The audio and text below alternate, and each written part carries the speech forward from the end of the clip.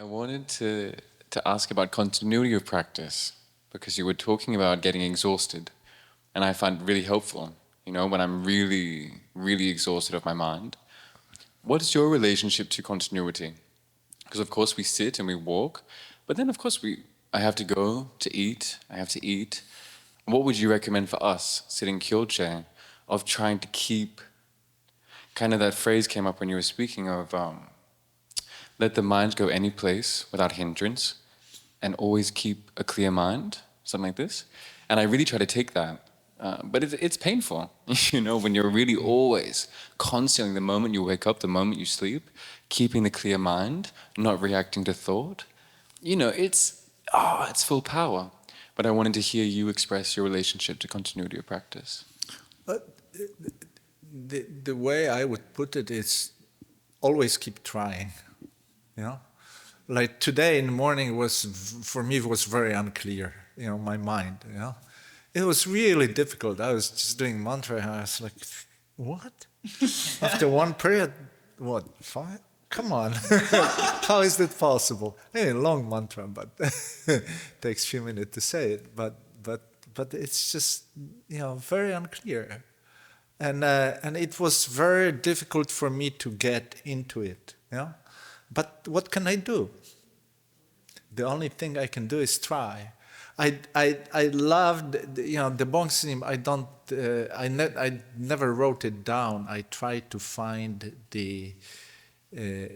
this teaching because that's a Buddhist teaching. He was talking about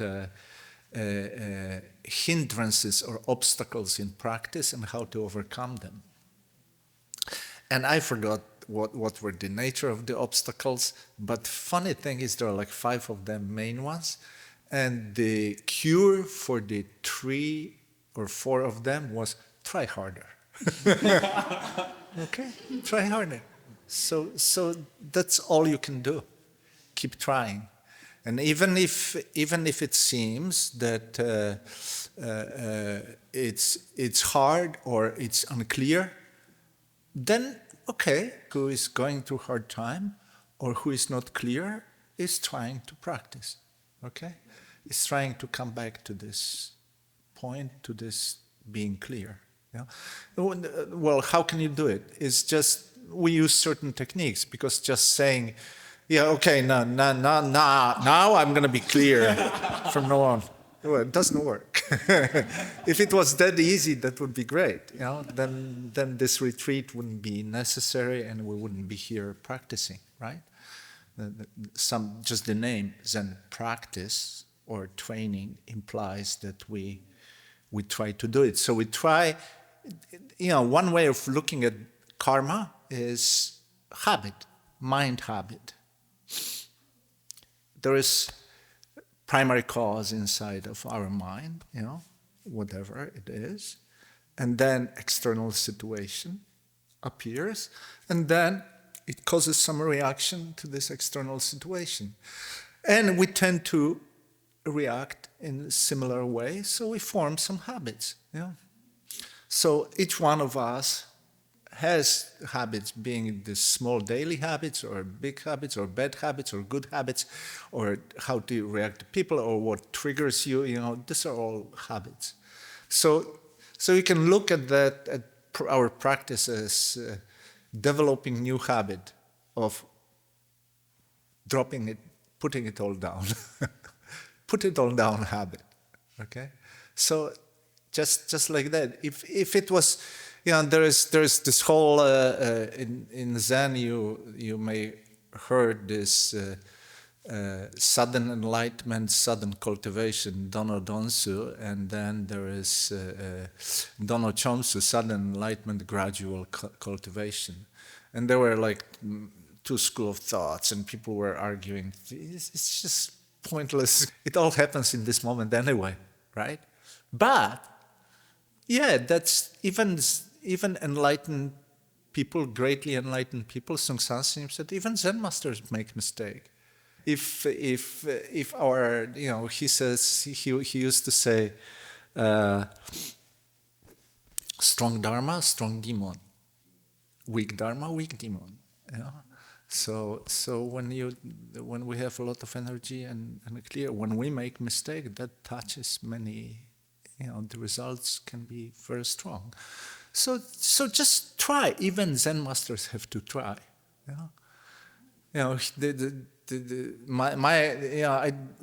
I met him when I was very young. And I had a chance in America. I was driving him a few times, around, in like from New York to Providence or something like that.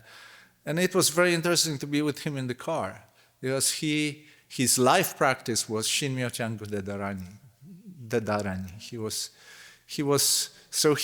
He always had mantra beats, and if there was nothing happening in the car, just that. Go back right to mantra. When I had a question, immediately stop and whole attention went to me, and then answering my question. Then he answered the question. Shinmyo Changu Dedarani. He whole life tried. You think it was always very interesting and easy? I'm sure it was sometimes very difficult for him too, but the whole life, trying. So all you can do is, the important thing, which I would like to stress, is with continuity to practice is continuity of trying our effort, okay? That's just come back. Even if we not lose the clarity, lose this point, just come back.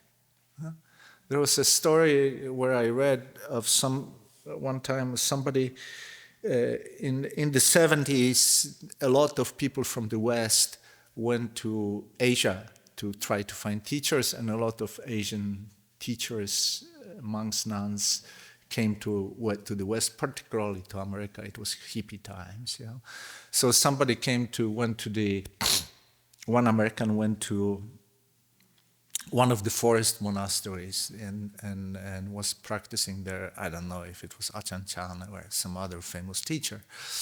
And the teaching before this 7-day retreat was, if you can stay clear, like vipassana, samatha vipassana, like very clear and without break, observing, being aware of everything for 7 days, then you get enlightenment. So this monk was trying, and then just after a few minutes he got lost in thought, then he came back, and it was going on like that throughout the whole retreat. So he was a little bit frustrated, but then he noticed that in the course of those 7 days he learned a great deal about himself, and his practice actually matured by the virtue of this trying, coming back. So just without checking, without expecting anything, always come back, always try. Then the result of your practice, you will experience. Okay? And you will see how it works. The problem very often which people have with our practice, that we expect something from it. Or we expect something. Okay, we have some expectations, and when we have some expectations, then yes, sometimes maybe when we sit, it's like, oh, it's clear, that's why I came here. For a few minutes, and then and then it's not, But it's certainly, look, if with getting something or wanting something. If practice wouldn't help our lives, then there's 30 people here. We wouldn't be here. And a lot of them, like I know you yourself, that's your second winter, 90-day retreat. A lot of you did quite a few of the retreats. So if it doesn't help your life, then don't do it. Then why do this? So. And that's the, that's one of the, what Buddha used to say to his students, Shakyamuni Buddha, is don't ever believe anything I said because I said it. Because I said it. Take my words, examine it in your practice, in your life.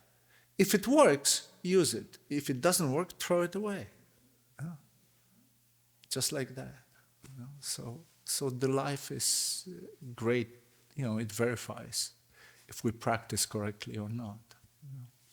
We can see that.